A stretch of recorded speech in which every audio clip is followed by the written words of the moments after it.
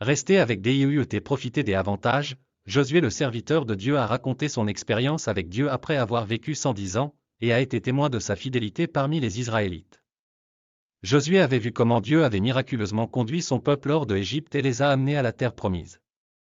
Le chef des Israélites a alors conseillé à son peuple de s'assurer qu'il observe les lois de Dieu afin de pouvoir continuer à recevoir ses bienfaits. Josué a dit, « Soyez donc très courageux de garder et de faire tout ce qui est écrit dans le livre de la loi de Moïse. De peur que vous ne vous en écartiez à droite ou à gauche, et que vous n'alliez parmi ces nations, celles qui restent parmi vous. Tu ne mentionneras pas le nom de leur Dieu et tu ne feras jurer personne par eux, tu ne les serviras pas et tu ne te prosterneras pas devant eux, mais tu t'attacheras à l'Éternel, ton Dieu, comme tu l'as fait jusqu'à ce jour. Car l'Éternel a chassé de devant toi des nations grandes et fortes, mais quant à toi, personne n'a pu s'opposer à toi jusqu'à ce jour. Un homme parmi vous en poursuivra 1000, car l'Éternel, ton Dieu, est celui qui combat pour toi, comme il te l'a promis. » Josué 23, 6-10.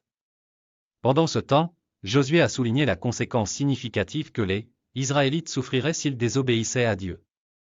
Il a dit, « C'est pourquoi, de même que toutes les bonnes choses que l'Éternel, ton Dieu, t'a promises sont arrivées sur toi, de même l'Éternel fera venir sur toi toutes les mauvaises choses, jusqu'à ce qu'il t'ait fait disparaître de ce bon pays que l'Éternel, ton Dieu, t'a donné.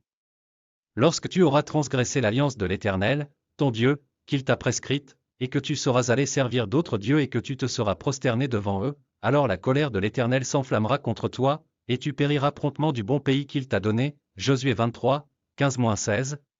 Leçon, la bonté de Dieu ne s'arrêtera pas aux personnes qui le servent constamment. Ceux qui observent ces règles ne seront pas négligés, mais ils seront bénis.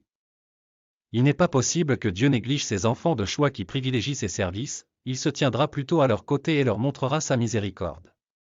En vérité, Jéhovah prendra toujours soin de son peuple, il pourvoira à ses besoins et s'assurera qu'il remporte la victoire sur ses difficultés.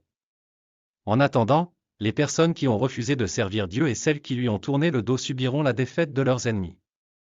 Dieu ne soutiendra pas un récidiviste puisqu'il ne peut pas promouvoir des gens qui font le mal.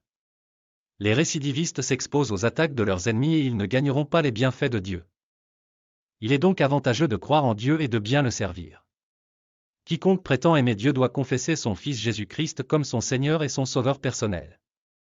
De même, un récidiviste, qui a tourné le dos à Dieu, doit se repentir et retourner humblement à son Dieu pour obtenir le salut, la grâce, la sécurité, la joie, la paix et tous les autres avantages dont il dispose.